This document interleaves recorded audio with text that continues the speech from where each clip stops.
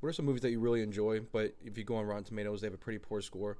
I'm going to list off a couple right now that I think are really good movies that Rotten Tomato, in my opinion, got wrong. Jack the Bear came out in 1993, stars Danny DeVito as a single father who struggles to raise his two children after his wife dies in a car accident.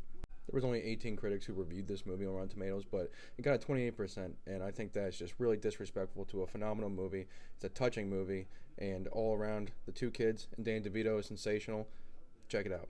And this is just an underappreciated film, in my opinion. The Cable Guy came out in 1996, directed by Ben Stiller, who's writing the success of Severance right now. Is a very dark comedy. Jim Carrey stars as a cable installer who develops an infatuation with a new customer, played by Matthew Broderick. Carrey is completely unhinged and over the top in the best way in this movie, and just completely carries the film. Then we have Constantine, starring Keanu Reeves, based off the DC Vertigo comics from back in the day. It's a wild plot, but basically he plays, like a demon hunter, an exorcist, who must do enough good so that he can grant his ticket to heaven, because he knows he's going straight to hell. And Peter Stormare, I don't know how to pronounce his name, stars as Lucifer, and he does a pretty good job. He's pretty menacing in the movie. It's just a good time watching this movie. It's really fun. It's really out there, and I think it deserves a positive score just for that reason alone. Then we got Under the Silver Lake, starring Andrew Garfield. It's a A24 movie, and I personally love A24. I think it's one of the best distributors out there. He plays a man who's searching for a missing woman who vanishes out of nowhere. There's no trace of her.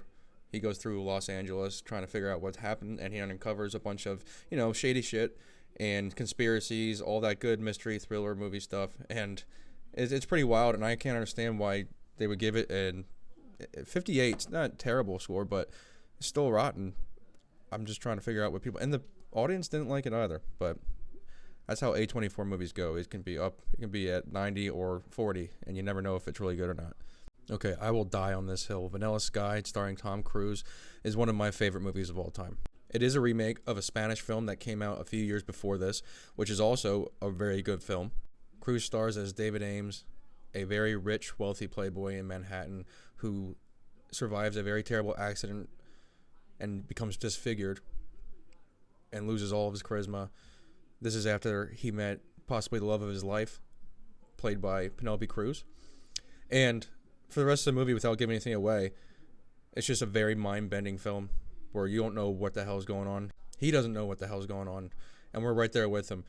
The music in this movie is phenomenal. The directing is phenomenal, and the end of the film is so beautiful that I can never get it out of my brain. I constantly go back to rewatch it, and I wouldn't be surprised if you haven't seen this movie. So if you haven't, check out Vanilla Sky.